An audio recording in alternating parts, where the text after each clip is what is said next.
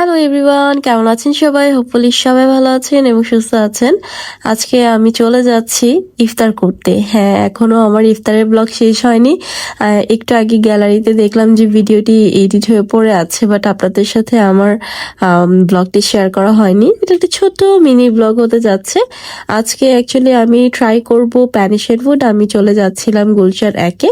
আমার অফিস শেষ হওয়ার পরে গুলশান 1-এর জন্য রওনা হই।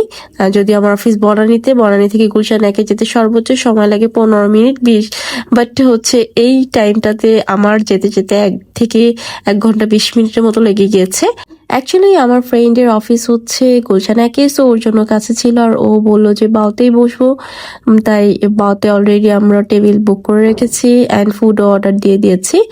আর বাওতে এর আগে আমার ট্রাই করা হয়নি, সো আমি আর কি খাবার ট্রাই করার জন্য এক্সাইটেড ছিলাম যে ওদের ফুড কেমন হয়। তো বাওয়ের প্লেসও দেখলাম যে খুবই অ্যাস্থেটিক টাইপের, আর এখানে যতগুলো টেবিল এবং যা ছিল পুরোটাই বুক ছিল। এত পরিমাণে মানুষ আর কি রিজার্ভ করে রাখে এই ইফতার টাইমে।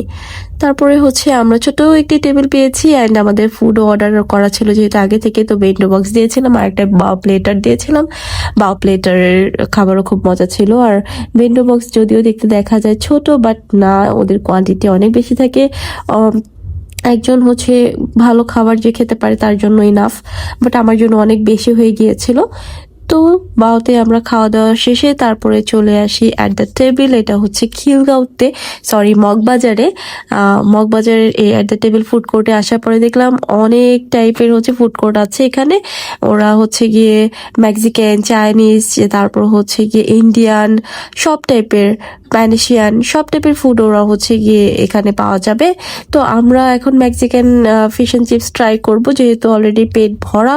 তো পেট গিয়ে এত খালি নেই যে হেভি কিছু ট্রাই করব। তো আমরা এখানে একটু ড্রিঙ্কস আর গিয়ে ফিশ অ্যান্ড চিপস ট্রাই করলাম। এই তো আজকের মতো ভিডিওটি এখানে শেষ করছি।